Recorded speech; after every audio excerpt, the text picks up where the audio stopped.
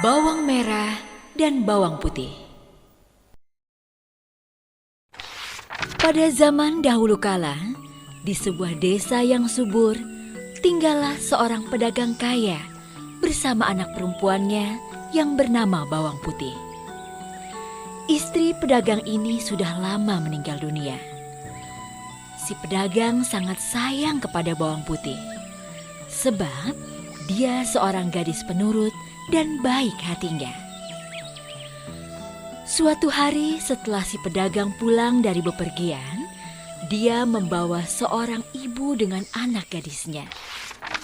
Si saudagar hendak menikahi ibu ini. Maka Bawang Putih pun memiliki ibu tiri dan kakak tiri yang bernama Bawang Merah. Saat ayahnya pergi berdagang, maka ibu tiri dan Bawang Merah akan menyuruh-nyuruh Bawang Putih, layaknya seorang pembantu. Bawang Putih melakukan semua pekerjaan yang disuruh ibu tirinya, dari membersihkan rumah, memasak, mencuci baju, atau mencari kayu bakar. Jika pekerjaan Bawang Putih tidak beres, ibu tirinya akan menghukumnya dengan tidak memberinya makan. Setiap pagi akan terdengar teriakan ibu tiri dan Bawang Merah bergantian. Hei, Bawang Putih, cuci bajuku! Belum selesai mencuci baju, Bawang Putih sudah dipanggil ibu tirinya. Bawang Putih, siapkan sarapan. Kami sudah lapar. Baik, Bu. Karena Bawang Putih sering bekerja dan dihukum, tubuh Bawang Putih jadi kian kurus. Suatu hari ayah Bawang Putih pulang ke rumah dan jatuh sakit. Sakitnya sangat parah. Bawang Putih sangat sedih karenanya. Dia tidak pernah meninggalkan ayahnya sendiri. Namun apa daya, Tuhan berkata lain. Ayah Bawang Putih pun meninggal dunia. Ayah, jangan tinggalkan Bawang Putih. Ayah. Bawang Putih menangis sedih. Ibu tiri dan Bawang Merah justru kegirangan karena rumah dan harta ayah Bawang Putih menjadi milik mereka. Lihat Bawang Merah, akhirnya dia meninggal juga. Iya, Bu, kita akan kaya.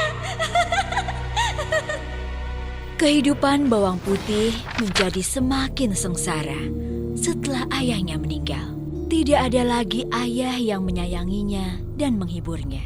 Ibu tiri dan Bawang Merah semakin menyiksanya. Bawang Putih mencoba terus bersabar, meski kadang-kadang dia sering menangis di malam hari.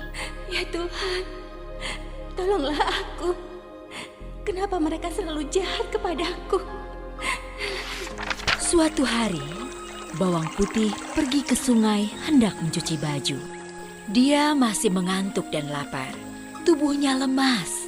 Saat mencuci, Bawang Putih tidak sadar jika selendang kesayangan ibu tirinya hanyut.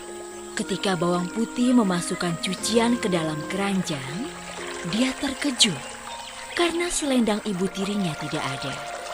Hah? Selendang kesayangan ibu tidak ada. Jangan-jangan hanyut di sungai. Aduh, bagaimana ini? Aku tidak berani pulang. Ibu pasti akan memukulku habis-habisan. Akhirnya Bawang Putih pun pergi menyusuri sungai untuk mencari selendang ibu tirinya. Di tengah jalan, dia bertemu dengan seorang petani yang sedang memandikan sapinya.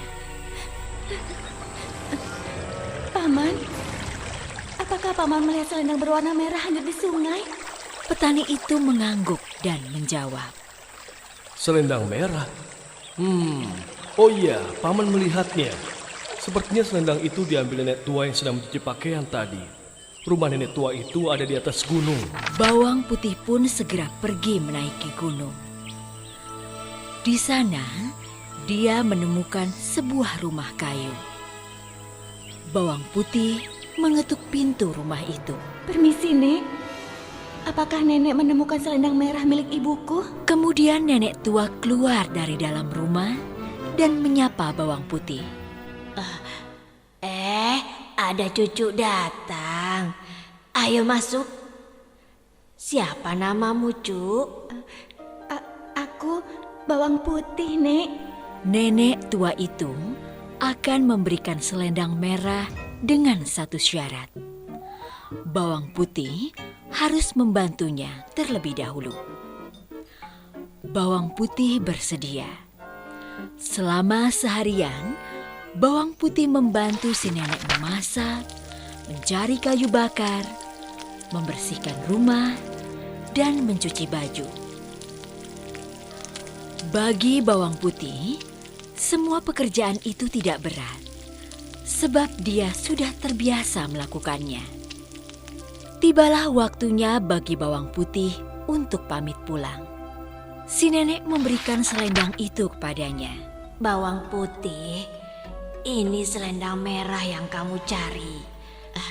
Oh iya, aku ingin memberikan hadiah, sebuah labu untukmu karena kamu sudah membantuku. Pilih mana yang kamu suka. Di meja sudah ada 2 buah labu kecil dan besar. Bawang putih memilih labu kecil karena dia merasa tidak akan sanggup membawa labu besar. Sebab dia juga harus membawa keranjang penuh pakaian miliknya. Aku pilih yang kecil saja, Nek. Baiklah, ambillah labu kecil itu. Tapi ingat, labu itu jangan kamu buka sebelum kamu sampai di rumah. Paham? Baik, Nek. Aku akan menuruti semua perintah nenek. Sesampainya di rumah, bawang putih dimarahi oleh ibu tiri dan bawang merah. Dari mana saja kau bawang putih? Kamu sudah berani melawan ya? Hah? Ampun, Bu. Ampun.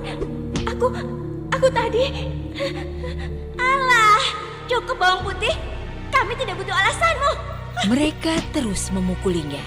Lalu mereka melihat labu yang dibawa bawang putih. Belah labu itu dan masaklah. Kami sudah sangat lapar karena menunggumu dari tadi. Kemudian bawang putih pun mengambil pisau dan membelah labu itu. Alangkah terkejutnya, sebab isi labu itu penuh dengan perhiasan yang berkilauan dan mahal harganya. Hah? Dari mana kamu mendapatkan labu itu? Bawang putih menceritakan semuanya.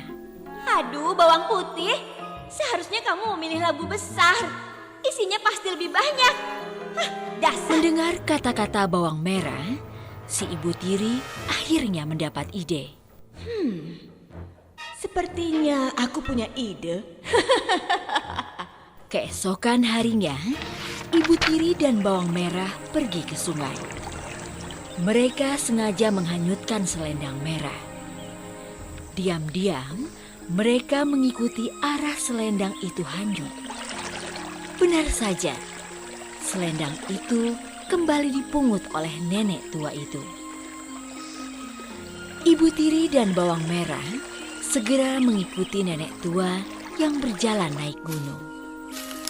Di sepanjang perjalanan, bawang merah mengeluh karena tak biasa berjalan jauh. Aduh, aku capek sekali, Bu. Kita pulang saja yuk. Bawang merah, sabar. Sebentar lagi kita akan mendapatkan perhiasan yang lebih banyak dari bawang putih. Tapi aku capek, Bu. Ibu bilang sabar.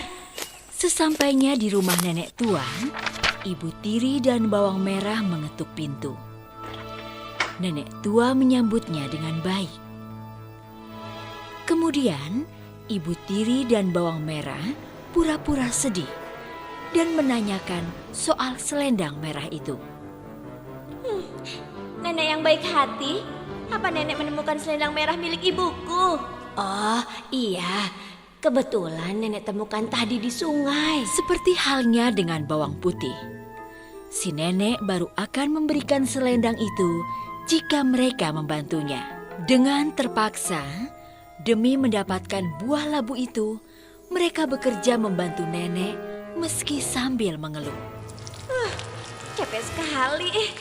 Kalau bukan karena buah labu itu, aku tidak akan mau melakukan ini. Iya, ibu sudah lelah. Semoga isi buah labunya nanti lebih banyak. Akhirnya, selesai sudah pekerjaan bawang merah dan ibu tiri di rumah nenek tua. Kemudian mereka pamit. Nenek tua itu memberikan selendang itu kepada bawang merah dan ibunya. Di meja ada 2 buah labu yang besar dan kecil. Coba pilihlah satu labu sebagai hadiah dariku. Dan tentu saja, ibu tiri dan bawang merah memilih labu yang besar. Aku pilih yang besar dong, Nek. Iya, yang besar saja. Ingat, jangan kalian buka labu itu sebelum sampai di rumah. Iya, Nek, itu pasti. Kami pulang dulu ya, Nek. Bawang merah dan ibunya tidak menuruti anjuran si nenek. Di tengah perjalanan, ibu tiri membelah labu besar itu. Mereka sudah tidak sabar dengan perhiasan yang akan mereka dapatkan. Bu, ayo kita buka sekarang saja buah labu ini. Nenek tua kan tidak tahu. Iya, ayo kita buka. Ibu juga penasaran. Namun alangkah terkejutnya mereka. Sebab isi labu itu adalah binatang-binatang berbisa. Seperti ular, kalajengking, laba-laba, dan kelabang. Segera saja mereka digigit ular. Apa ini? Wah, Mana perhiasannya? Kenapa isinya binatang-binatang ini? Au!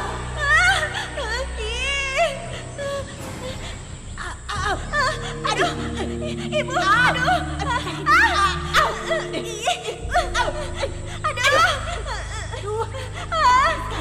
ibu bagaimana ini? Aduh, Juga digigit. Karena mereka masih di tengah hutan, maka tidak ada yang menolong mereka. Ibu tiri dan bawang merah pun mati keracunan bisa ular. Keserakahan mereka membawa mereka dalam malapetaka. Sementara itu bawang putih hidup bahagia. Perhiasan pemberian nenek tua itu membuatnya kaya raya. Perasaan Anda tahu bingung mau beli bus? Ini arget orang asli. Kata-katanya hari ini sebuah kampung yang ya sangat Ngomong lah. Pak Cerut.